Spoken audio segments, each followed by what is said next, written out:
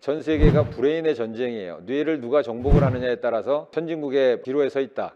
이제 세븐테에서 머물지 않고 저희가 11.7 테슬라로 세계에서 두 번째로, 국내에서 첫 번째로, 파킨슨도 마찬가지 뇌혈관 질환도 중풍도 예방할 수 있겠구나. 뇌혈관에 대한 검진을 국민들한테 무료로 해주자.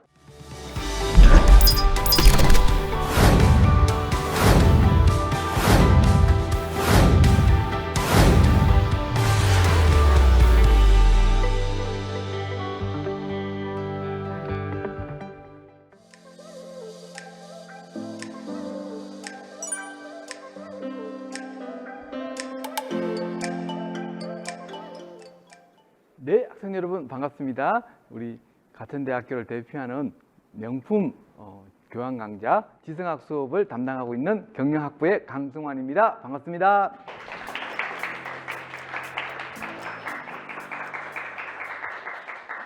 네, 소개드리는 김우경 교수님은 저희 학교 의대 신경외과 교수님이시면서 길병원 진로대회 부원장님을 맡고 계시죠. 그리고 현재 저희 학교에 뇌과학 연구원장을 맡고 계시면서 또 신경외과학회의 이사장님을 맡고 계십니다. 오늘 이 자리에 모시겠습니다. 큰 박수로 환영하겠습니다.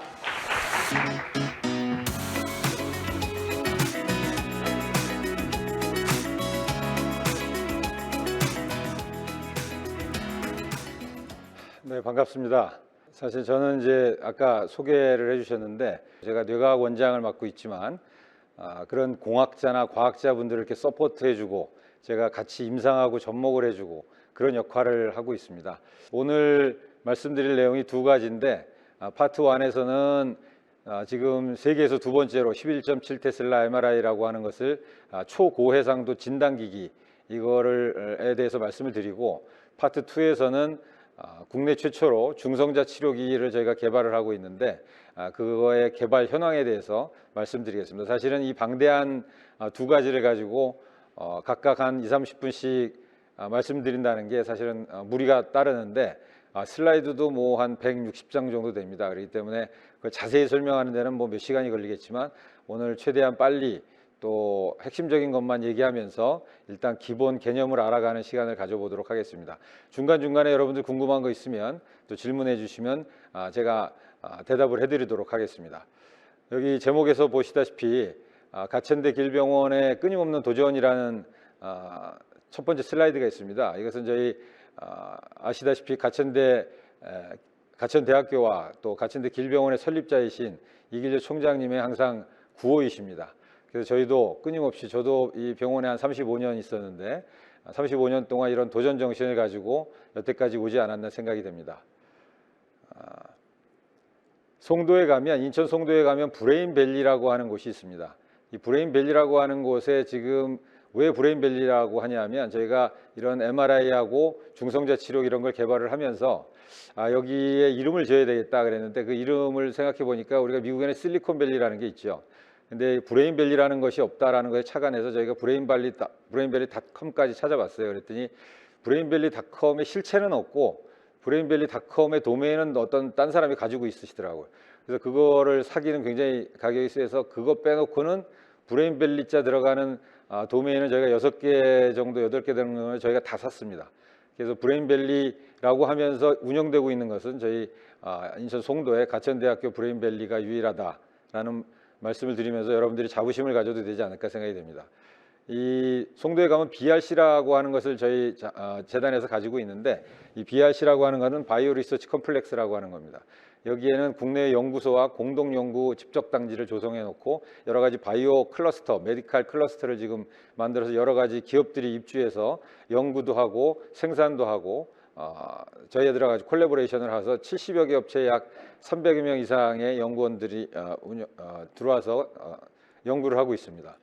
그래서 저희가 2016년도에 송도의 가천 브레인밸리라는 기공식을 가졌습니다. 근데 연구가 1, 2, 3동이 있는데 연구동이 그중에 연구 3동이 2016년도에 기공식을 가졌고 홍보관도 저희가 운영을 했었고 그래서 2018년도 1월에 길병원 뇌질환 센터를 오픈하게 됩니다. 여기에 이제 지금 방금 말씀드린 11.7 테슬라 MRI와 ABNCT에 대한 연구소들이 들어와 있고 있습니다. 그러면서 그 같은 해 4월 25일 날 가천대 길병원 뇌질환센터의 준공식을 총장님을 모시고 성대하게 치렀었습니다. 여기에 브레인밸리 핵심 사업은 크게 두 가지로 나눠집니다. 첫 번째는 보건복지부에서 연구중심병원 사업으로 저희가 진행하고 있는 11.7 테슬라 MRI 개발 사업하고 산업통상자원부에서 국책과제로 하고 있는 가속기 기반의 BNCT, 보론 뉴트론 캡처 세라피라고 하는 붕소 기반 중성자 포획 치료, 이 두 가지를 저희가 핵심으로 하고 있습니다. 이걸 하기 위해서 저희가 돈 투자가 거의 600억 원, 623억 원 정도를 저희가 투자를 한 거죠. 그러니까 사실 저희가 송도에 가면 암당뇨 연구원도 여러분이 있다는 걸 들으셨을 테고, 바이오나노 연구원 있고, 약학대학 연구원 있고, 뇌과학 연구원이 저희 학교가 갖고 있죠. 이 네 가지 연구원들 합치면 초기 투자비가 한 2천억 원 정도 됩니다. 그래서 민간 병원에서 이런 투자를 할 수 있는 곳은 대한민국 어디에도 없고 아산, 삼성 이런 데도 갖고 있지는 않습니다. 이것은 아마 저희 총장님이 한 10여 년 이상 전부터 이전부터 이런 해안을 가지고 기초 투자를 해서 이룬 결과가 아닌가 생각하니까 여러분들은 어느 대학보다도 대학에 있는 학생들보다도 자부심을 가지면 좋지 않을까 생각이 됩니다. 지금 또 그 브레인밸리 안에 복합시설을 건축하고 있는데 이것도 내년도 9월쯤이면 완성이 되리라고 봅니다. 그래서 이렇게 조감도가 지금 돼 있고 저 모습으로 내년도에 또 완성이 될 겁니다. 그래서 저희가 보건산업진흥원에다가 이렇게 브레인밸리에 우리의 기대 효과가 뭐냐라는 걸 용역을 의뢰를 줬었어요. 그랬더니 생산 유발 효과가 약 6,700억 원, 또 부가가치가 2,300억 원, 또 고용 유발 효과가 3천여 명의 이런 효과를 가진다. 그래서 저희가 국가 발전에도 굉장히 이바지하고 있다라는 걸 여러분들이 알고 계셨으면 좋겠습니다. 그래서 이제 본격적으로 저희가 가지고 있는 아시아에서 최초로 도입한 7 테슬라 MRI와 지금 현재 개발하고 있는 11.74T MRI에 대해서 잠깐 말씀을 드리겠습니다. 이것이 다소 좀 딱딱한 얘기가 될 수 있지만 여러분들이 우리 신체하고 관련이 돼 있고 실제 질환하고 관련이 있기 때문에 또 흥미를 가지고 들을 수 있지 않을까 생각이 됩니다. 왜 우리가 초고해상도 영상이 필요하냐라는 말씀을 드릴 수 있는데 전체 뇌를 보게 되면 처음에는 우리가 분자 수준에서부터 세포, 그다음에 회로, 그다음에 영역 해서 전체 뇌가 이루어지죠. 그럼 거꾸로 가다 보면 전체 뇌를 영역으로 나눌 수 있고 각 영역에서 독립적으로 영역에서 어떤 걸 일을 수행하는 게 아니라 각각 연결이 돼서 수행을 하게 되겠죠. 그럼 회로를 통해서 연결이 되고 그 회로들은 각각의 세포로 연결이 되어 있고 이 세포들은 분자 수준에서 또 연결이 되어 있어요. 그럼 저희가 옛날에 영상을 보면 브로드하게 전체 뇌밖에 볼 수가 없었습니다. 그러면 그 안에 있는 자세한 것들은 볼 수가 없기 때문에 해부학적인 구조가 정확하지가 않았죠. 그럼 수술을 하면서도 어디를 병을 끄집어냈지만 병은 잘 끄집어냈지만 나중에 환자는 잘못돼서 장애가 남고 이런 경우가 많았는데 이렇게 초고해상도의 영상이 나오게 되면서 부위를 정확하게 나눠서 수술을 하게 되면 정상 부위는 침범 안 하면서 수술할 수 있게 돼서 환자의 합병증을 줄일 수 있게 되겠죠. 그래서 from macroscopic to microscopic이라는 것이 이제 거시적인 관점에서 우리가 봤다면 이제 마이크로스코픽하게 봐야 된다. 그래서 저희가 MRI를 보통 병원에서 하고 있는 것이 1.5 테슬라 MRI나 3 테슬라 MRI입니다. 그렇지만 지금 모든 대학병원에서 하고 있는 게 3 테슬라 MRI고 저희 병원이 보유하고 있는 것이 7 테슬라 MRI인데 이것도 우리나라에서는 허가는 났습니다. 7 테슬라 MRI가 환자한테 쓸 수 있도록 허가는 났지만 지금 아직 쓰는 곳은 없어요. 저희 병원 것도 역시 아직 리서치용인데 사실은 환자한테 쓸 수는 있어요. 근데 보건복지부의 뭐 수가라든지 심평원의 수가라든지 이런 것들이 완성이 잘 안 돼가지고 그런 아쉬움이 있습니다. 그래서 미국에서는 지금 실제로 7 테슬라 갖고 환자를 진료를 하고 있어요. 우리가 그 연구를 오래 했지만 현재는 이제 전 세계가 옛날에 오바마 대통령 시절에 브레인 이니셔티브라고 하는 그런 터미놀로지를 들어보신 적이 있는지 모르겠지만 전 세계가 브레인의 전쟁이에요. 뇌를 누가 정복을 하느냐에 따라서 선진국의 기로에 서 있다. 그래서 저희도 11.7 테슬라 MRI 7에 머무르지 않고 11.74 테슬라 MRI로 도전을 하게 되었죠. 그래서 지금 전 세계에서 미국에서 처음에 NIH에서 처음에 개발을 했는데 NIH 것은 고장이 나서 지금 서 있는 상태입니다. 근데 그 서 있는 상태에 가 있는 그 기술자들이 저희들한테 와서 저희들을 먼저 만들었어요. 그래서 지금 올해 완성을 지금 한 상태고 이제 이미지가 올해 나오기 시작할 겁니다. 저희 이미지가 다 나온 다음에 미국 NIH가 미국 보건원이죠. 보건원보다 훨씬 더 이미지가 빠르게 나올 텐데 그렇게 되면 세계 최초라고 저희가 생각했는데 뭐 불행한 건 아니지만 불행하게도 프랑스에 있는 뉴로스핀이라는 곳에서 작년 10월인가에 팬텀 이미지라 해서 뭐 키위를 가지고 이미지를 하나 11.7 테슬라 MRI의 이미지를 생산을 해냈고 지금 휴먼을 가지고 트라이를 한다고 돼 있어요. 그렇게 해서 그분들이 먼저 성공하면 세계에서 첫 번째고 저희가 세계에서 두 번째가 되지 않을까 생각이 됩니다. 그러니까 대단한 일이죠, 사실은. 이것이 세븐 테슬라 MRI가 2005년도에 인천 길병원 가천대 길병원에 처음 들어오는 자석의 마그넷 자석이죠. 자석의 모양입니다. 저 가운데 동그란 게 이제 사람이 들어갈 곳이고 이것이 2005년도면 벌써 17년 전에 저희가 벌써 저거를 했다는 거 아니에요? 아시아에서 최초로. 그래서 가장 저런 것들을 차폐 공사를 다 마친 다음에 방사선이 굉장히 자장이 굉장히 세기 때문에 차폐를 해야 되겠죠. 저걸 차폐를 안 하고 저희가 들어가게 되면 뭐 시계나 뭐 이런 마그네틱을 달려 있는 뭐 신용카드 다 망가지게 됩니다. 그래서 다 그런 것들 빼놓고 들어가야 되겠죠. 그래서 저희가 초고해상도 영상 시스템 연구에서는 1.5로 처음에 0.5 테슬라부터 처음에 시작을 했죠. 0.5 테슬라, 1 테슬라, 1.5 테슬라 이렇게 가고 있고 임상에서 쓰는 거는 최소한 1.5 정도는 돼야 저희가 이미지를 어느 정도 병변부위를 발견할 수가 있습니다. 거기서부터 11.74까지 가는 데는 일단 하드웨어도 개발하지만 우리가 사진을 찍은 다음에 여러분들이 관심이 많은 AR을 이용해서 영상들을 갖다가 어떻게 조립을 해서 다음 AI가 또 어떤 질환들을 발견해내고 하는 거에 그런 후속 조치에 대한 영상 후 개발도 저희가 같이 하고 있습니다.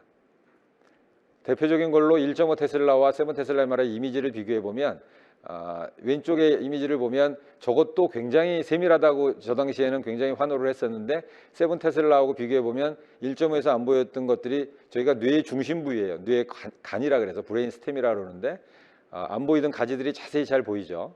그러니까 저렇게 해상도의 차이가 굉장히 크게 됩니다. 또 지금 현재 병원에 있는 3테슬라 MRI를 보면 테슬라라는 게 자장의 세기를 나타내는 겁니다. 그래서 세기가 커질수록 테슬라가 커질수록 이미지가 굉장히 세밀해지는 거죠. 그 왼쪽 거하고 오른쪽 거 비교하면 왼쪽에서 안 보였던 것이 오른쪽에 혈관의 가지를 보는 거예요. 저게 지금 혈관을 나타내고 있는 건데 그래서 만약에 정상인 환자를 7 테슬라 찍었을 때 보였던 혈관이 어떤 환자는 증상이 없는데 찍었더니 그 혈관이 안 보이더라. 그러면 그 사람은 앞으로 고혈압의 위험성이 있구나. 그래서 이 사람은 조심하면서 살고 또 운동하면서 약을 쓰면서 살게 되는 전에 질병이 발견되기 전에 우리가 발견을 해갖고 예방을 할 수가 있겠죠. 그런데도 쓸 수가 있고 또 이런 것들을 보면 1.5에서 3T, 7T의 그 DTI, TDI라는 영상인데 이거는 트랙을 보는 겁니다. 뇌의 트랙을 보는 건데 트랙도 1.5에서 7이 얼마나 큰 차이를 보는지 영상을 다이렉트로 보면 알 수가 있죠. 또 이거는 헤드에 씌우는 머리에 씌우는 코일이에요. 이런 코일을 직접 또 개발을 합니다. 이 코일이 개발을 직접 못하면 우리가 MRI를 보통 사오면 여러분들이 그런 MRI 회사 이름을 들어봤는지 모르겠지만 지멘스라는 회사가 있어요.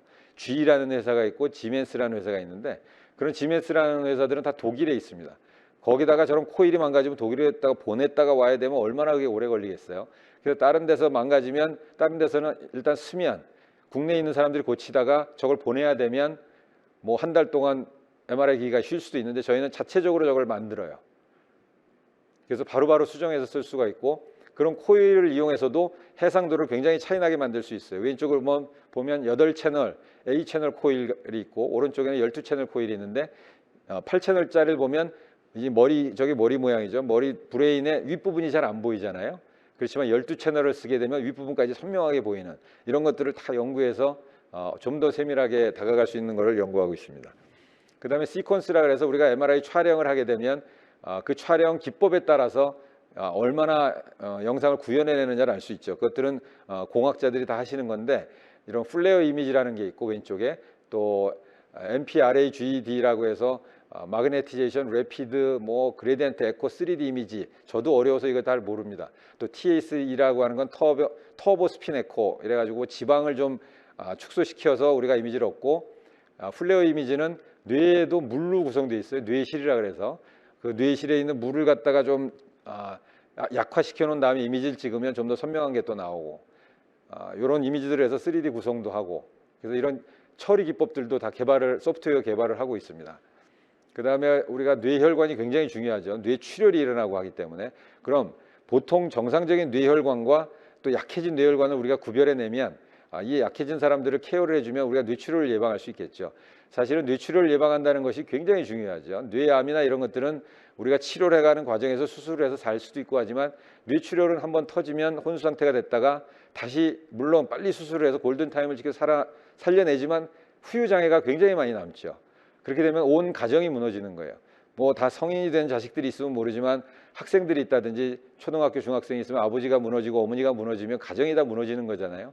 그래서 저희가 요번에 이건 좀 여담이긴 하지만 우리 대통령들 그 대선 나왔을 때 학회에서 가서 대선 공약도 저희가 한번 밀어넣어 본 적이 있어요. 최초로. 뭐냐면 우리 국민 건강 검진에 이 뇌혈관에 대한 검진을 국민들한테 무료로 해주자. 그 뇌출혈이 있는 연령대 예를 들어 뭐 40대부터 50대, 60대까지 MRI 촬영을 해서 혈관을 좀 보게 해서 미리 예방을 해주면 그런 집들이 없어질 거 아니냐.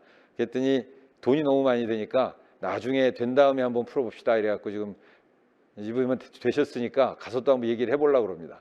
그러면 저희 나라에 뇌출혈이나 이런 거로 해서 장애인율이나 또 사회적 비용을 많이 줄일 수 있지 않을까 생각이 됩니다. 그래서 이것도 혈관 벽이나 이런 것까지도 이 MRI를 이용해서 두께를 다 촬영하고 다음 질환을 예방해 볼 수 있는 것들을 구할 수도 있고 또 퍼퓨전 CT라고 하는 것도 이게 뇌출혈인데 맨 위에 오른쪽 사진을 보게 되면 까만 부분이 있죠. 그 까만 부분이 뇌 경색이 된 부분이에요. 그러니까 뇌 혈관이 막혀서 뇌가 예를 들어 썩었다는 거죠. 혈관이 안 통해서. 그렇게 되면 뭐 한쪽 뇌가 망가졌으니까 당연히 장애가 올 수밖에 없죠. 그런 것들을 CT를 안 찍고 이런 MRI를 찍게 되면 고해상도 MRI를 찍으면 CT로 찍은 그 효과가 나타나는 거죠. 조영제를 맞고 CT를 찍는 것보다. 그럼 조영제를 안 맞고 MRI를 찍으면 훨씬 몸에는 해가 없으면서 똑같은 해상도를 얻으니까 좋겠죠. 그 다음에 자기공명영상 후처리 기법이라는 게 아까 말씀드린 대로 영상을 찍긴 하지만 찍은 다음에 사진들을 어떻게 처리하느냐에 따라서 얼마나 좋은 해상도를 얻을 수 있느냐를 하는데 여기 보면은 두 가지가 있어요. 처음에는 카피리나라고 하는 위에 게 카피리나라고 하는 기법이고 카피리나라는 게 브라질의 어떤 칵테일 이름이라 그래요. 이런 것들을 연구하시는 분들이 굉장히 스트레스가 많은지 술을 잘 드시는지 그런 칵테일 이름들을 붙였다 그래요. 그 밑에 거를 보면 스페링이 저 읽어볼 수 있나요, 우리 학생들? 마그모, MAGG 뭐 ULLI 이렇게 돼 있죠. 막걸리라는 거예요. 막걸리. 이거 우리나라 카이스트에서 만든 거예요. 그러니까 브라질은 지네들 칵테일 이름을 굽혀서 카피리나라 했고, 근데 위 비교해 보면 막걸리라고 했던 시퀀스의 이름을 한 것이 똑같은 부위보다 밑에가 훨씬 더 선명하죠. 그래서 우리나라의 그 카이스트의 과학자들이 엄청나신 분들이다. 그래서 막걸리라는 이름으로 이런 시퀀스도 개발을 했다. 그 다음에 여러분들이 가끔 들어봤을 수 있는 파킨슨 디지즈라는 게 있습니다. PD라는 게 파킨슨인데 왼쪽이 정상인데 정상인의 파킨슨의 어디를 보냐 하면 흑색질을 본다 그래요. 서브스탄시아 나이그라라 그래서 STN이라고 그러는데 이 흑질이라는 부위가 저렇게 초생달 같이 아주 깨끗하게 마진이 그려져야 된다고 돼 있어요. 노란 마진이. 그렇지만 초기 파킨슨을 보면 찌글찌글하죠. 그 저 영상을 보고 이분은 파킨슨의 영향이 있구나. 그래서 저희가 도파민너지 약을 준다든지 하는 그런 치료법을 얼리에 쓰게 되면 좀 파킨슨을 딜레이해서 관리를 해나가는 거죠. 이 퇴행성 질환이라는 거는 우리가 퇴행성은 돌릴 수가 없잖아요. 나이를 먹으면 나이를 돌릴 수 없듯이 퇴행이 된 거는 돌릴 수 없지만 이 퇴행을 늦추게 되면 우리가 장수를 하게 된 거기까지가 늦추면 우리가 늙어서 노화로 돌아가실 수는 있어도 파킨슨이나 치매로 돌아가시진 않겠다. 그게 얼마나 소중한 거예요. 우리가 돌아가실 때까지 자기 자식을 몰라보고 기억을 잊어버리고 이런 것보다 그걸 관리하면서 늙어서 더 이상 살 수 없을 때까지 관리해주면 그런 병을 이기지 않을까 하는 역설적인 부분도 있지 않을까 생각이 됩니다. 그런 그 흑색질의 볼륨 같은 것도 측정을 할 수 있는데 보통 3T MRI 이런 데서는 저런 볼륨을 측정할 수가 없었어요. 1.5T, 3T까지는 되지만 1.5T 같은 데서는 없었고 그러면 11.7T, 뭐 7T까지 가서는 좀 더 세밀하게 그 볼륨을 측정할 수 있으니까 그 볼륨이 줄어든 것만 봐도 우리가 더 이상 검사를 안 해도 예방을 할 수 있고 진단을 할 수 있고 할 수 있겠다. 이것도 마찬가지 얘기니까 좀 더 넘어가겠습니다. 그래서 우리가 보통 저희가 몸이 물로 돼 있으니까 대개 수소 이온을 가지고서 이런 MRI나 이런 것들의 자장의 신호를 받아서 해요. 근데 그런 것들이 병이 꼭 수소뿐만이 아니라 암이나 이런 것들이 생기면 그런 것들이 변화가 생겨서 뭐 포스포러스라고 하는 인이라든지 뭐 이런 것들, 소듐 이런 것들이 변화가 일어난다고 합니다. 그럼 그런 것들을 이용해서 MRI를 찍으면 병의 생태를 더 빨리 알 수 있겠다. 그래서 그런 다른 인자를 가지고도 이런 촬영하는 기법들을 마련을 했습니다. 그래서 왼쪽의 밑에 것은 수소를 이용한 보통 촬영이고 위에는 소듐을 이용한 촬영이라고 해요. 그래서 이 뇌 과학자들 중에서는 이런 다른 이온을 가지고서 이런 촬영을 하는 것은 굉장한 기법이라고 합니다. 그래서 저런 것들이 우리가 11.7에서도 구현이 되면 세븐도 구현이 됐지만 병태 생리를 좀 더 알 수 있게 된다고 되어 있습니다. 이분은 세이지 오가와라고 하시는 분인데, 세이지 오가와라고 펑셔널 MRI라고 하는 분의 대가예요. 보통 MRI보다 좀 기능적 MRI를 해서 이분이 아마 창시자로서 저희 그 뇌과학원하고 한 10년 전부터 같이 일본에서 왔다 갔다 하시면서 같이 연구를 하고 있고, 이분을 통해서 이분이 뭘 잘 하시냐면 세븐티 MRI 시스템에서 시각에다가 눈에다 뭘 자극을 줬을 때 뇌에서 느끼는 그 변화를 갖다가 연구를 하셨는데, 오른쪽을 보면 3T에서 얻은 영상이고 왼쪽은 7T에서 얻은 영상이에요. 비교해 보면 그 우리가 이미지의 복셀이라고 그러죠. 그 복셀의 크기를 보면 굉장히 다릅니다. 또 전문적으로 들어가야 되는 거니까 저렇게 세밀하게 시각 자극을 가지고도 연구를 하셨고, 이런 것들을 바탕으로 해서 저희가 세븐테슬라를 이용한 아틀라스 해부학 책을 만들었어요. 그래서 왼쪽은 사체 절단한 부위고 오른쪽은 실제 환자의 정상인의 MRI인데, 이걸 비교해 가지고서 다시 해부학 책을 만들었기 때문에 이걸 의과대 학생들은 큰일 났죠. 옛날에 저렇게 안 보이던 거에서 그냥 대충 외우다가 자세한 걸 다 외워야 되니 얼마나 힘들겠어요. 근데 저것이 아직 교과 과정까지는 안 갔으니까 여기 뭐 의예과 선생님은 조금 걱정 안 하셔도 될 것 같아요. 그래서 저희가 세븐테슬라 MRI로 2005년도부터 지금 17년 정도까지 해서 저런 것까지 완성을 했는데, 이제 세븐티에서 머물지 않고 저희가 11.7 테슬라로 세계에서 두 번째로 도전을 하고 있습니다. 11.7까지 가게 되면 저희가 뭘 구현할 수 있느냐 하면, 알츠하이머에서도 50 마이크로미터라는 거는 뭐 엄청나게 작은 거죠. 대개 한 100 마이크로 이상까지가 보였는데 50 마이크로까지로 우리가 아밀로이드 플라크라고 하는 것을 뇌에서 발견을 해내면 이게 알츠하이머 치매 아밀로이드 플라크 덩어리가 거기에 쌓이는 걸 보고 우리가 알츠하이머 치매를 진단하는데, 더 미세할 때 발견할 수 있겠구나. 그 다음에 파킨슨도 마찬가지, 또 뇌혈관 질환도 좀 더 세밀한 혈관에서 우리가 발견을 해서 중풍도 예방할 수 있겠구나. 마지막으로 5번째는 이런 것까지 읽게 되면 We will read our mind 또는 understand our mind. 그래서 저기는 저희들이 그냥 써놓은 건데 우리의 마음까지 읽을 수 있지 않을까라는 포부를 가지고 가고 있는 겁니다. 그래서 세계에서 두 번째로 이런 시스템 개발을 저런 식으로 하고 있다는 걸 말씀을 드리고, 2014년도부터 현재까지 지금 개발을 무수히 했습니다. 그래서 제가 2019년도 3년 전에 이태리에 직접 가서, 저희가 마그넷을 만들 수 있는 데는 전 세계에서 두 군데밖에 없어요. 영국의 테슬라라는 데하고 이태리의 ASG라는 데밖에 없습니다. 두 군데를 다 갔었는데 이태리의 ASG가 훨씬 더 우리의 조건을 잘 들어주겠다고 해서 이태리에다 맡겼고, 거기서 사오는 것이 아니라 저희가 주문 오더를 한 거예요. OEM 방식을 한 거죠.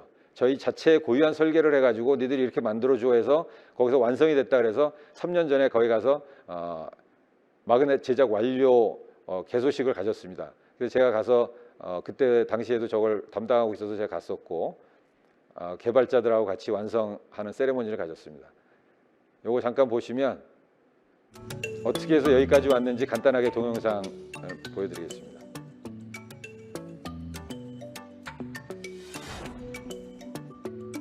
볼륨 조금 높여야 되지 않을까?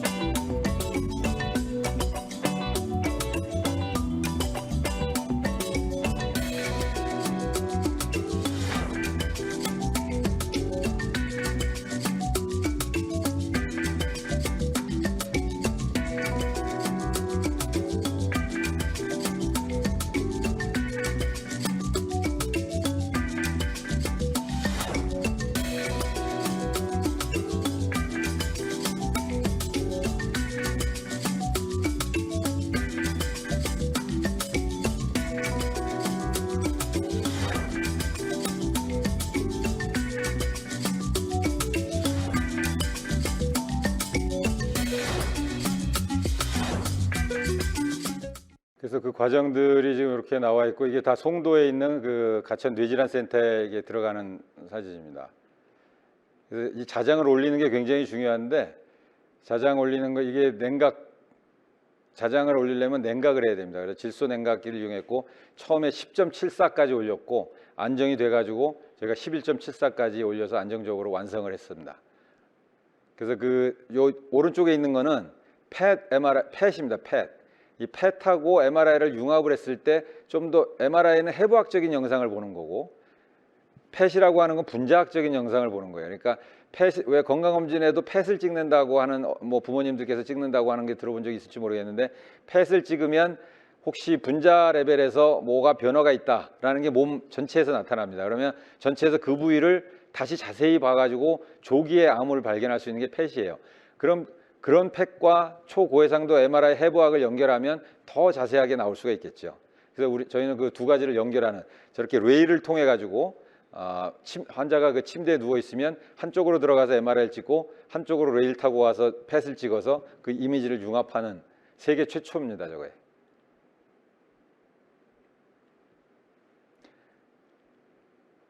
그래서 방금 말씀드린 대로 저는 셔틀을 타고서 왔다 갔다 하면서 MRI를 찍을 수 있게 되는 겁니다.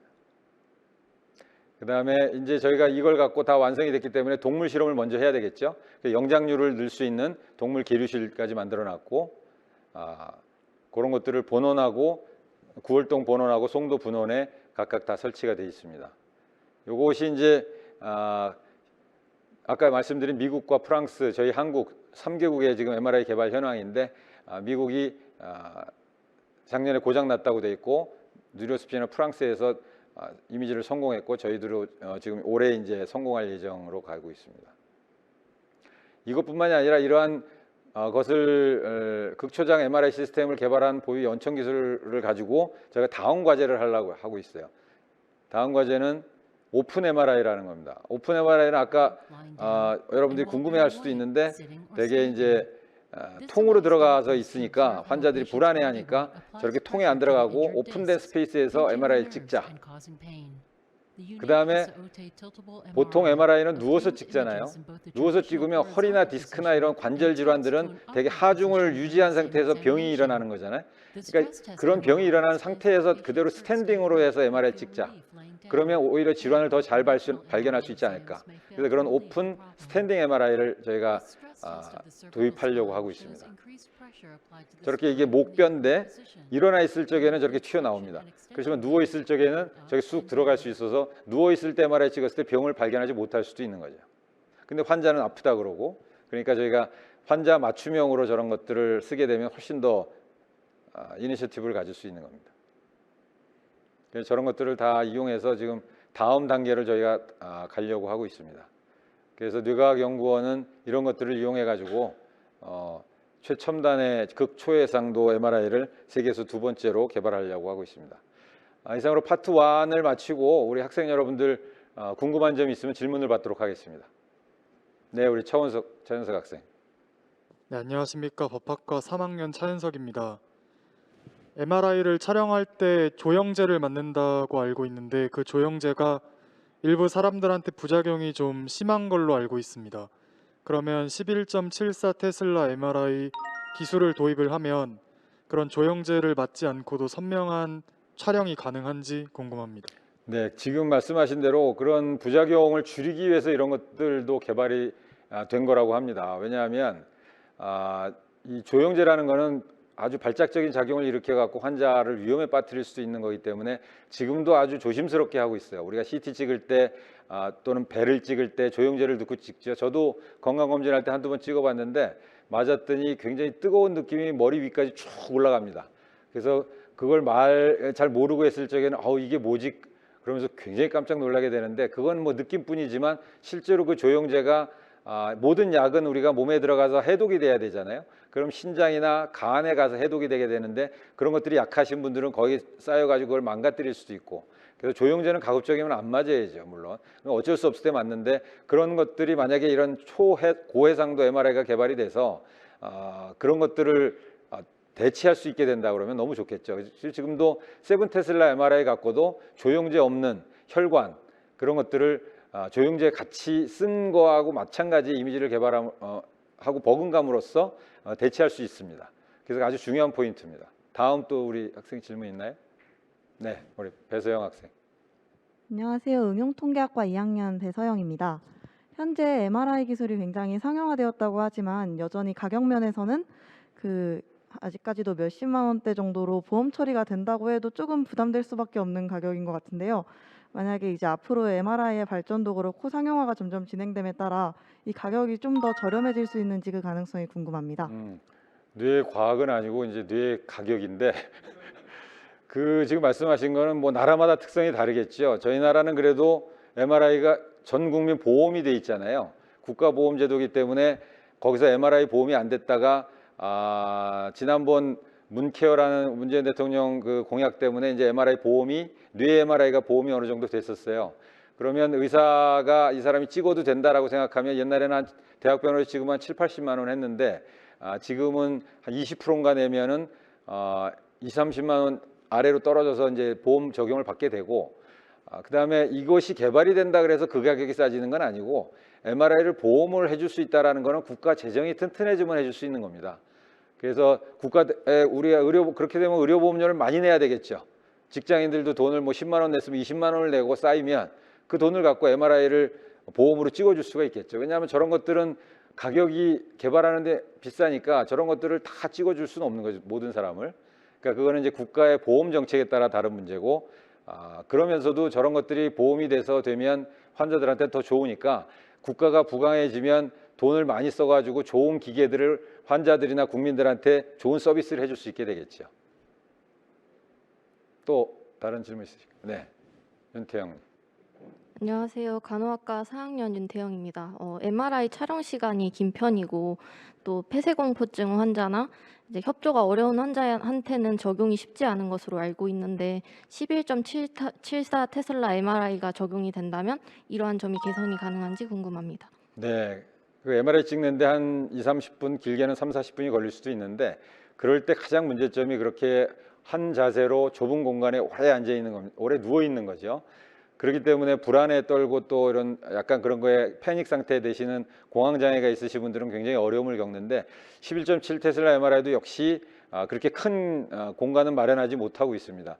그 이유는 그렇게 되면 공간이 커질수록 우리가 자장의 세기를 올리는데 문제가 있다고 돼 있고 더 공간을 크게 만들어서 자장의 세기를 만들려면 이 자석을 둘로 잘라가지고 붙여야 된다고 돼 있는데 그렇게 되면 자석의 균질도도 떨어지면 이미지가 또 해상도가 낮아지기 때문에 현재까지 그 문제는 아직까지는 해결되지 못하고 있고 그런 분들은 우리가 불가피하게 안정제를 투여해서 재워서 사진을 찍는다든지 그런 방법을 취하고 있습니다.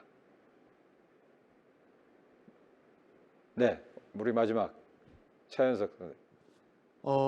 갑자기 든 궁금점인데 11.74 테슬라가 기존에 활용하는 MRI랑 비교했을 때 우리 신체나 인체에 좀 악영향을 줄 수 있는지 아니면 뭐 그런 지장을 줄 수 있는지 그런 점이 있는지 궁금합니다. 우리 자장이라고 하는 것은 사실은 CT나 방사선이라고 하는 건 방사선이기 때문에 몸에 해롭죠. 그래서 저희가 건강검진을 한다 그럴 적에도 부모님들이나 한다 그럴 때 뭐 배 CT를 다 찍어본다든지 전신을 찍는다든지 이러면 방사선이 굉장히 노출이 많은 거예요. 그래서 그거를 본인이 원한다고 다 찍어주진 않고 이 정도까지는 하셔도 됩니다 이렇게 조절하고 있는 중인데 MRI라고 하는 거는 우리가 자장이라는 지구가 자장에 둘러싸여 있는 거라 인체 해가 없는 걸로 돼 있죠. 그렇지만 초고해상도 MRI는 진짜 인체 해가 없느냐 그것이 지금 10.5 테슬라까지는 인체 해가 없다 이렇게 돼 있습니다. 그래서 11.74도 거기에 버금가게 괜찮을 거라고 지금 돼 있고 프랑스에서 이미 11.74로 사람한테 찍은 경험이 있기 때문에 그런 자료들을 모아서 저희 국내의 KFD에서도 통과가 되지 않을까 생각이 됩니다. 앞에 파트 1에 대한 질문 이 정도로 마치고 시간이 없기 때문에 파트 2에 우리 중성자 치료기가 개발이 어떻게 되어 있는지 말씀을 드리고 다시 또 질문을 받도록 해보겠습니다. 저희 요걸 보면 저희가 보론 영어를 보면 영어를 일부러 써놨는데 Current Status of Development of Proton Linear Accelerator라고 돼 있어요. 그래서 선형 가속기를 이용한 보론 뉴트론 캡처 세라피라고 하는 시스템을 개발하는 겁니다. 여기 보면 저희가 맨 위에는 다원 유니버스라고 하는 곳에 그 가속기를 만드는 회사의 연구원들이 돼 있고, 저희 길병원의 박광호 교수, 이기택 교수, 저 이렇게 3명이 요 중성자 치료기에 지금 몸을 담고 있습니다. 요 2018년도에 나온 기사입니다. 꿈의 암 치료기 중입자 치료기. 저희는 중성자 치료기인데, 요건 당시에 중입자 치료기가 3세대 치료기인데, 요 3세대 치료기로 암 환자를 2번 눌리는 상술이라고 기사가 났어요. 이 중입자 치료기, 암 걸린 사람이 얼마나 절박하겠어요. 이런 사람들이 세계에 좋은 치료가 있다고 그러면 돈이 있으신 분들은 다 가고 싶겠죠. 그래서 가는데 그것으로 다 치료가 될 수 있는 줄 알고 갑니다. 근데 가면 그거에 적응증이 안 돼가지고 돈을 뭐 억대로 써가면서 갔는데 그냥 돈만 쓰고 치료는 못 받고 오고, 이렇게 해서 2번 눌리는 브로커를 통해서 갔기 때문에 그런 상술이라고 하는 기사가 난 적이 있습니다. 국내에는 저희가 그때 당시만 해도 양성자 치료기라 그래서 국립암센터 삼성서울병원에 지금 2개가 있고, 현재도 아직도 2개가 있어요. 그거는 2세대 치료기가 양성자 치료기예요. 1세대가 방사선 치료, 2세대가 양성자, 3세대가 중입자, 4세대가 중성자예요. 저희는 지금 중성자를 개발하고 있는 거죠. 3세대에 있는 중입자는 지금 세브란스 병원에 중입자 치료기가 설치가 완료가 됐고, 올해까지. 근데 올해 15번 가동을 거쳐서 내년도에 이제 환자를 볼 수 있을 거라고 돼 있어요. 그 다음에 또 중입자 치료기가 서울대와 같이 해서 부산의 기장이라는 곳에 하나 원자력 연구원인가 거기서 또 한 대를 들여온다고 돼 있고, 그 두 중입자 치료기는 굉장히 비쌉니다. 스페이스도 한 2,000평 이상이 필요하고, 그 다음에 돈도 한 1,500억 이상이 들어가고, 그럼 그 건물을 지어야 되고 2,000평과 하면 2, 3천억 이상이 들어가요. 근데 나중에 들으겠지만 우리가 개발하고 있는 중성자는 가속기를 이용하기 때문에 이 스페이스를 굉장히 줄였어요. 계속 줄여가지고 200평 정도, 10분의 1로 줄였고, 가격도 한 350억 원, 400억 원 정도로 굉장히 줄여놨죠. 그렇기 때문에 200평 정도면 기존에 있는 병원의 리모델링을 통해서도 그 기계를 들어갈 수가 있는 거예요. 근데 이런 중입자 치료기나 이런 양성자 치료기는 뭐 축구장 정도 크기가 필요한 거죠. 그다음 시간도 오래 걸리고. 그래서 이거 하시는 분들이 저희 길병원이 지금 이 개발하는 것 때문에 굉장히 긴장하고 있어요. 왜냐하면 본인들께 이만큼 돼가지고 가격 치료비도 돈이 그만큼 들어갔으니까 치료비도 비싸겠죠. 한 번 하는데 3천만 원, 4천만 원, 5천만 원 들 거예요. 치료하는데. 근데 이거는 그거의 비용의 한 10분의 1이니까 몇백만 원으로 우리가 치료를 할 수 있으니까, 그 다음에 더 좋은 치료기니까 그분들이 긴장하고 있어요. 그래서 제가 학회에서 이 비교표를 올려서 발표를 하면 그 사람들이 자기 병원 이름을 땡땡 처리해달라 이렇게 하시기도 해요. 우리 병원이라고 하지 말고. 그래서 그런 얘기도 합니다. 저희 보면 연도별 암 발생 환자 수는 당연히 증가하고 있습니다. 저희가 나중에 한 10년 뒤에 보면 뭐 한 3명 중에 1명 정도는 암에 걸려서 80이 돼서 70이 돼서 돌아가신다 이렇게 돼 있고, 그러려면 이걸 치료하려면 부작용은 최소화하면서 효과는 극대화하는 방법으로 저희가 지금 가고 있겠죠. 그래서 꿈의 암 치료기인 중성자 치료기를 국내 최초 개발을 하기로 시작을 했고, 이런 ABNCT를 개발을 하기 시작했습니다. 이 ABNCT는 간단하게 말씀드리면 양성자를 갖다가 쏘게 되면 베릴리움 판이라는 것이 있어요. 베릴리움 판에 부딪히게 되면 거기서 중성자가 나온다고 돼 있고, 베릴리움 판에서 중성자가 나오면 이 중성자가 우리가 처음에 보론이라고 하는 약물을 갖다가 몸에다 주입하게 돼서 그 주입한 것이 정상세포에는 조금 쌓이고 암세포에 가득 쌓이게 된다고 돼 있고, 그 중성자와 보론이 만나게 되면 핵반응을 일으킨다는 게 핵물리학에서 나온 것이 발견이 돼서 그걸 통해 갖고 암세포만 사멸이 된다는 겁니다. 그 중성자라는 에너지가 보통 양성자 치료기나 이런 것들은 들어가면서부터 정상세포를 손상을 시키는 거예요. 에너지가 크기 때문에. 그렇지만 이 중성자는 에너지가 낮기 때문에 정상은 괜찮고 들어가서 그 중성자 있는 보론이 있는 데서만 터지기 때문에 정상인 세포가 사멸이 적게 되는 거라 굉장히 좋은 치료가 되는 거죠. 저희 나라에서의 이 BNCT도 많이 연구를 했다고 되어 있습니다. 92년도, 96년도에 한국원자력연구원 키람스라는 데서 의학원이죠. 키람스에서 처음 시작을 했고, 캐리라고 하는 원자력 연구원에서도 이런 테크놀로지에 대한 기초를 수립을 했고, 나중에는 또 보론 약물도 키람스에서 연구를 했었고, 한양대학교에서 BNCT에 대한 ABNCT에 대한 디자인까지 한번 설계를 했다는 것이 2002년도부터 7년도까지 돼 있었다고 돼 있고, 그 다음에 지금 코막이라고 하는 양성자 연구단에서 백매부라고 하는 프로톤 라인학을 갖다가 건립을 해놨습니다. 이 백매부는 굉장히 에너지가 큰 거예요. 그래서 저희가 연구하고 있는 이 ABNCT는 10매부를 달성을 했습니다. 그래서 저거는 지금 저희 길병원과 가천대학교에서 보론 약물을 만들었고, 그 다음에 병원에서 저런 치료를 지금 하려고 하고 있습니다. 근데 요걸 보면 ABNCT의 리니어 선형 가속기를 이용한 거, 또는 가속기도 세 가지가 있어요. 정전형 가속기, 일렉트로스타틱, 그 다음에 사이클로트론이라고 하는 거 원형 가속기가 있는데, 이 세 가지 중에서 리니어가 제일 좋은 걸로 되어 있습니다. 그것들은 뭐 일본의 지금 에도가와하고 쭈쿠바 대학하고 있고, 이스라엘에 있고, 이태리에 있고, 저희 대학에서 하고 있는 겁니다. 이 노란 표시가 액셀러레이터 기반의 BNCT고, 빨간 것이 리액터 베이스, 리액터라는 것이 원자로죠. 원자로로 하는 데는 굉장히 많아요. 그 원자로로 하는 데도 제가 가봤는데, 원자로로 하는 데 갔더니 그 원자로 있는 데에 한 구석에 뭐 이런 커튼을 쳐놓고 환자가 거기 간 거예요. 그러고서 원자로를 열어가지고 거기서 치료받고 나니까 굉장히 열악하죠. 근데 환자는 절박하니까 또 치료 효과가 있으니까 그걸 하다가 뒤늦게 발견한 것이 이제 이런 BNCT라고 해서 가속기를 이용한 걸 발견을 하게 됐죠. 그 다음에 또 일본에서 그것이 가장 활발했는데, 일본에 지진이 일어나면서 후쿠시마 원폭이 터지면서, 원자로가 터지면서 그때 중단이 됐었어요. 그래서 ABNCT가 개발할 수 있는 가속도가 더 붙은 거죠.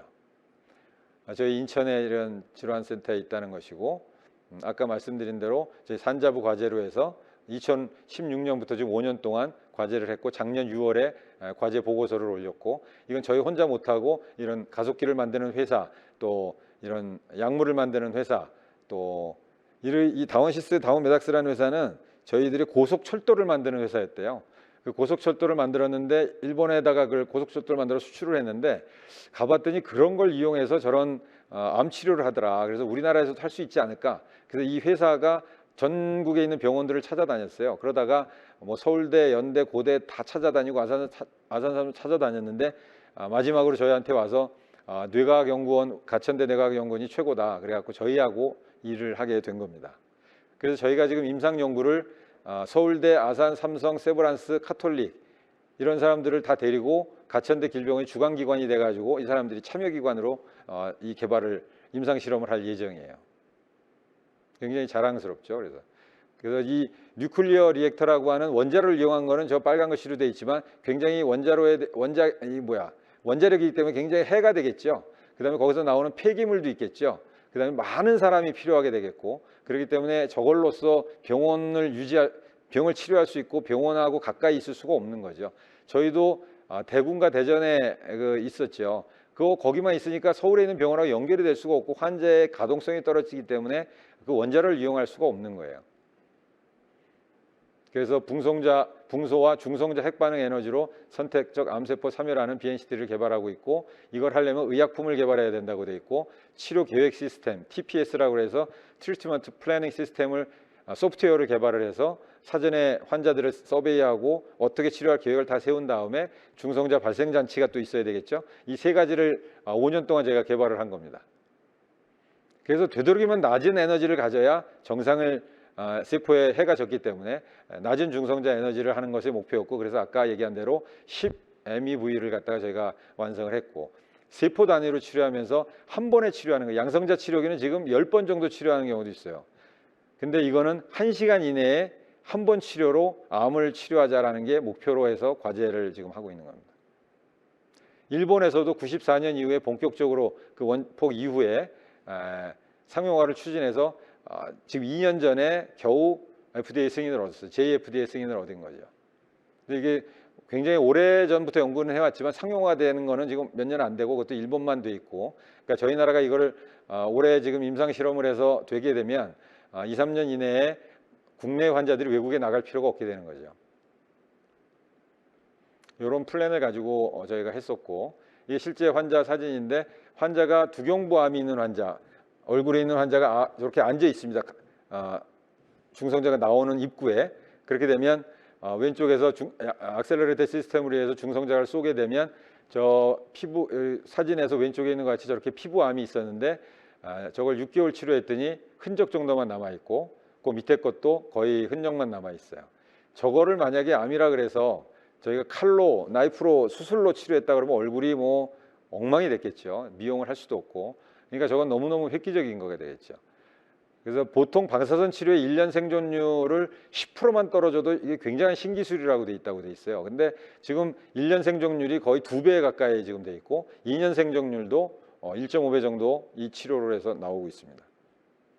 전 일본의 보고예요. 그래서 기존 요법으로 치료되는 난치성 환자들에게 효과적인 혁신적인 치료법이다라는 말씀을 드리고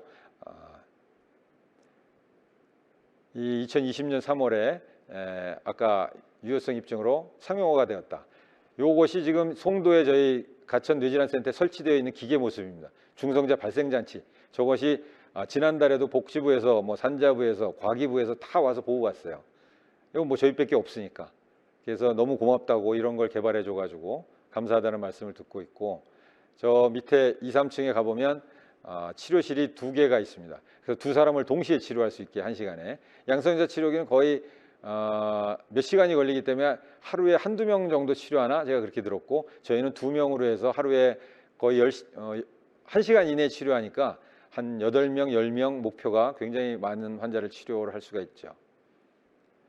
그래서 어떤 기술에 대한 성적서도 발급 완료를 받았고 붕소화합물도 인체에 무해하다는 승인을 받았고 임상용으로서 완제품 개발 완료를 했고 전문적인 치료 계획 소프트웨어 시스템도 다 개발을 마쳤고 방사선 나오는 선량 시스템도 개발을 완료를 했습니다. 그래서 저희가 이제 세포 실험을 했죠. 그래갖고 세포 실험을 해서 유효성을 입증을 했고 종양이 죽는다. 그 다음에 세포 실험 다음에는 동물 실험을 해야 됩니다. 동물 실험을 했는데 보면 처치를 아무것도 안 한 군, 또 중성자만 치료한 군, BPA라고 하는 그 약물을 붕소약물을 주고 중성자를 준 군 쫙 했더니 묻혀치고는 당연히 뭐 종양이 그대로 있겠죠. 나머지 오른쪽 보면 종양이 거의 다 사라진 걸 볼 수가 있습니다. 그래서 임상 프로토콜도 저희가 병원에서 스크리닝을 한 다음에 TPS 시스템을 이용해서 계획을 세우고 붕소약물 BPA라는 약물을 어떻게 투여할까라는 그런 프로토콜을 마련을 했습니다. 그래서 이 과제 마감한 결과서 보고서를 냈고 요건 일본 예인데 미야다케라는 사람이 일본에서 이걸로 유명하신 아주 교수님이에요. 그 재발성 GBM이라는 것이 뭐냐면 글리오블라스토마 멀티폼의 뭐 의학 용어지만 뇌 교모 세포종이라고 굉장히 악성 종양입니다. 뇌종양 중에서도. 그래서 여러분들이 뭐 드라마 같은 데 보면 뇌종양 수술하고 몇 개월 만에 돌아가실 수도 있고 이런 종양인데 이런 종양을 생명을 굉장히 늘려놓은 거죠. 맨 왼쪽 거는 이 중성자 치료하기 2개월 전 사진이고 그 다음은 1개월 전 사진, 마지막에는 중성자 치료하고 7개월 후인데 왼쪽에 있었던 병변이 거의 다 없어졌죠. 그 다음에 이것도 재발성 그 교모세포종인데 중성자 치료 왼쪽 게 3개월 전, 그 다음에 3주 전, 세 번째 사진이 치료하고 나서 2개월 후, 그 다음에 12개월 후인데 맨 왼쪽 거하고 오른쪽을 비교해 보면 있었던 덩어리들이 수술을 안 하고 저 중성자만 쏘였는데도 굉장히 효과가 좋게 유지되고 있고 요 왼쪽에 있는 것도 종양 덩어리가 저렇게 큰 게 있었는데 6개월 후나 치료 BNCT 후에 6개월 후, 25개월 후까지 재발을 안 하고 잘 유지돼서 환자가 살아있다. 보통 6개월 이내에 다 돌아가신다고 돼 있어요. 수술하거나 안 하거나 간에. 이것도 뇌 수막종이라고 그래서 뇌 가운데 위에 보면 치료 전에 아주 덩어리가 컸었는데 치료 후에 2년 뒤에 보면 종양이 한 20%, 30% 남아있고 뇌가 눌린 게 풀어져서 잘 살고 계신. 이것은 일본에서 요 치료한 예를 한번 보여드리는 겁니다. 원자로를 이용했어요, 얘네들은. 田中伊佐子さん65歳向こう行きましょうか。わかりました。悪性髄膜腫という進行の早い脳腫瘍に苦しんでいる。再発を重ね 저분이 미야다케 治 교수님. 療はすでに限界だ。今年いっぱいが本当にしんどいかもしれない。なるほど。余命は1年足らず。田中さんは研 가운데 究 있는 段 게 階 뇌종양입니다. の新しい治療法に長けた。赤く見える部分が腫瘍、その周りに黄色や緑の部分がある。がん細胞と正常な脳細胞が入り混じっているため治療は困難だ。 그래서 저걸 칼로 수술한다 그러면 정상인 것도 다 손상이 될 수 있겠죠, 그죠? 手術で切り取ってしまうと脳の機能を失うことになる。酵素中性子補足療法、通称 BNCT。 点滴されているのは酵素の化合物で、がん細胞に取り込まれやすい性質を持っている。酵素ががん細胞に行き渡ったところで、原子炉から放射線の一種中性子を当てる。中性子は酵素に当たると細胞1個分の規模で核分裂し、がん細胞を破壊。酵素を取り込まない正常な細胞はこの治療で傷つくことがない。通常の放射線治療のように患部全体に当てるのではなく、患部の中のがん細胞を狙い撃つという画期的な方法だ。患部に正確な照射ができるようセッティング。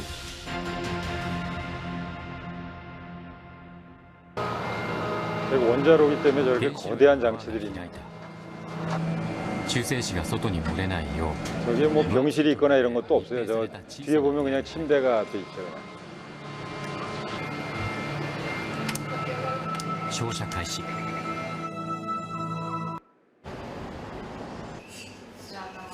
3週間後、田中さんの患部を見る。効果が現れるには数ヶ月かかることもあるというのだが、 これがこれぐらい、上の腫瘍によってへしゃげてますでしょ、これ元戻ってますよね。劇的でしょ。本当ですね。これね、これがこれ、おお、すごいな。ほらもうここない。あら。 腫瘍が小さくなり、圧迫されていた部分が元に戻ってきている。 그래서 저희는 그 BNCT 전문 의원 개설을 그 회사하고 해서 지금 송도에 의원을 하나 개설을 따로 해놨습니다. 그러면 그 의원에서 이제 여러 가지 치료, 보통 환자 임상하는 그 5군데 서울대, 아산, 삼성, 세브란스, 카톨릭 이런데 저희하고 하는 데서 환자를 보고 CT를 거기서 찍고 환자 트리트먼트 플래닝을 한 다음에 저희 의원으로 오면 의원에서 붕소 약물을 맞고 기다리다가 중성자를 쏘고 그 다음에 하루 이틀 정도 관찰한 다음에 다시 원래 병원으로 돌려보내주는 그런 시스템으로 해서 지금 의원을 하나 개설을 했고, 그래서 다기관으로 해서 임상을 추진하는 거는 보통 저희 일본도 단기관에서 자기들 혼자 이렇게 추진했지 여러 기관에서 동시에 안 했어요. 그래서 저희는 단기간에 또 여러 유명한 데에서 같이 하려고 지금 그렇게 모은 상태고, 다행히 FDA에서 여기 보면 하이테크 메디칼 디바이스라 그래가지고 혁신 의료기기로 저것이 선정이 됐어요. 그래서 패스트 트랙을 타서 인허가도 빨리 해주겠다. 그래서 다행히 저희가 열심히 지금 하고 있습니다. 아까 모두 얘기했지만 우리나라의 국내 최초의 BNCT 개발 도입으로서 양성자, 중입자, BNCT 세 가지 비교표, 이것이 그냥 요약인데, 아까 얘기했듯이 양성자는 한 700억 원 되지만 1000평이 필요하고 우리나라 현재 2군데 있고, 중입자 한 1,500억 원에 2,000평 이상이 필요하고, 우리 중성자 더 좋은 기계지만 200평에 350억 원 정도 돼가지고, 이것이 만약에 저희가 되면 나머지 것들을 다 누를 수 있고 환자들한테 더 좋은 치료를 더 저렴한 가격에 우리나라에서 치료를 해드릴 수 있을 것 같습니다.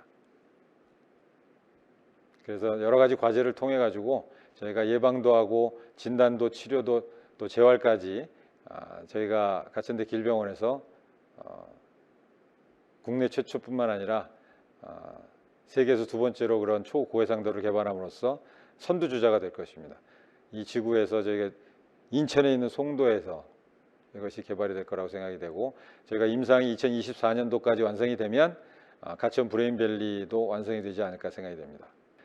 BNCT에 대한 붕소 중성자 포획 치료에 대한 것은 간단히 마치고 여기에 대한 질문을 받도록 하겠습니다. 네, 안녕하세요. 조경학과 2학년 김유민입니다.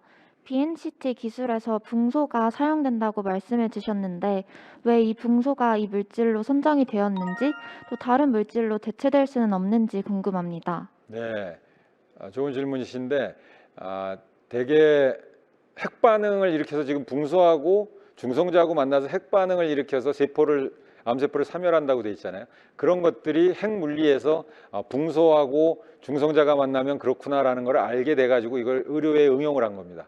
그 다음에 우리가 또 MRI를 찍을 때 가돌리늄이라는 그걸 쓰는 것도 있어요. 조영제로서 그것도 굉장히 그 자체로서는 독성이 굉장히 강합니다. 그래서 그런 것들도 인체에 무해하게 가공을 해갖고 넣지만 모든 중금속들이 몸에 들어가면 안 좋잖아요.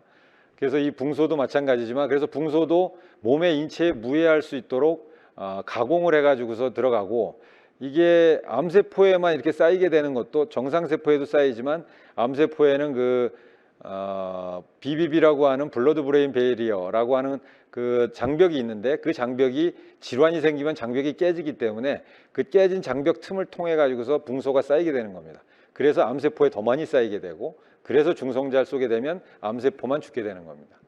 또 다른 질문 있으신가요? 예, 강지원 학생. 동양어문학과 강지원입니다.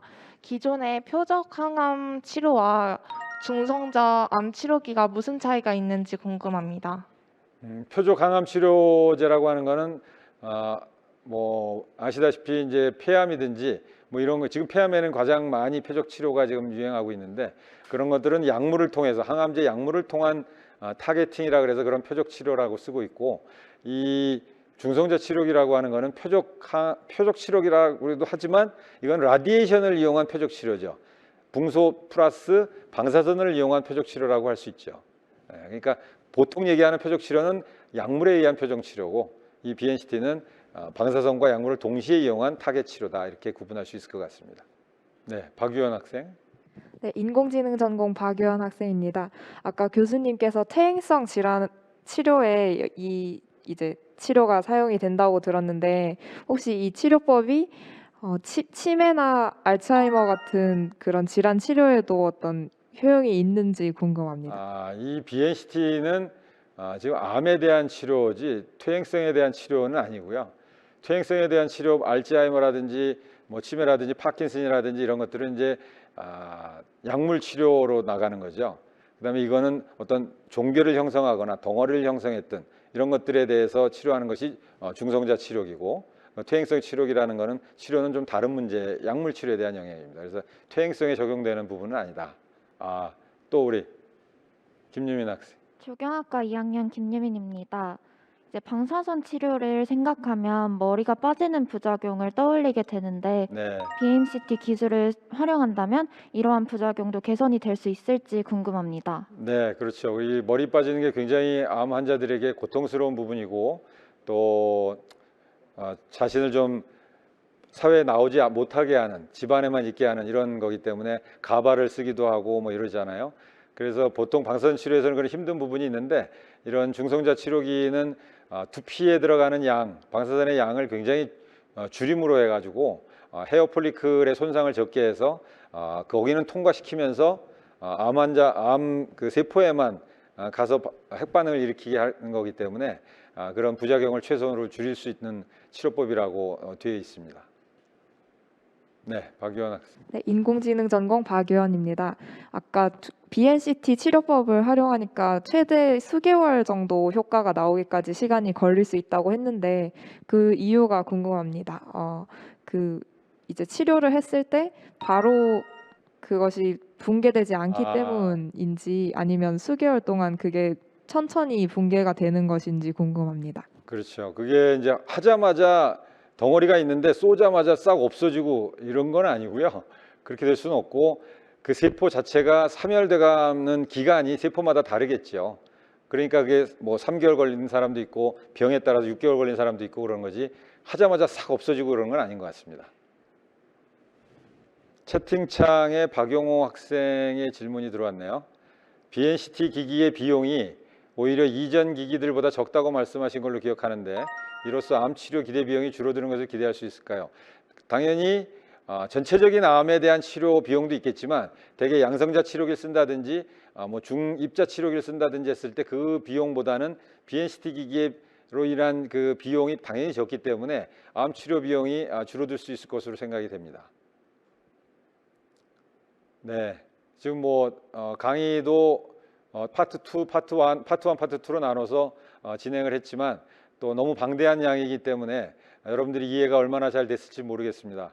제가 뭐 충분하게 전달 드렸다고 생각은 안 하는데 그래도 어느 정도 이해는 됐으리라고 생각을 하고, 가장 큰 포인트는 이런 것들은 세계 어디에서도 할 수도 있는 거지만 그것이 저희 가천대에서 이런 연구들이 세계에서 두 번째로 또 국내에서 첫 번째로 이런 것들을 하고 있다는 것이 저희 가천대학교의 위상을 말해주는 것이 아닌가 생각이 되고, 여러분들도 이런 것들의 자부심을 가지고 여러분들 연구하고 싶은 것들이 있으면 교수님들 상의하셔가지고 저희들과 컨택이 되고 언제든지 도와줄 자세가 되어 있기 때문에 여러분들한테 여러분들이 앞으로도 큰 꿈을 가지고 이 국내뿐만 아니라 아시아, 세계로 나가서 훌륭하신 분, 또 훌륭한 과학자, 훌륭한 AI 학자, 훌륭한 뭐 메타버스 학자, 이런 사람들이 다 나오시기 바랍니다.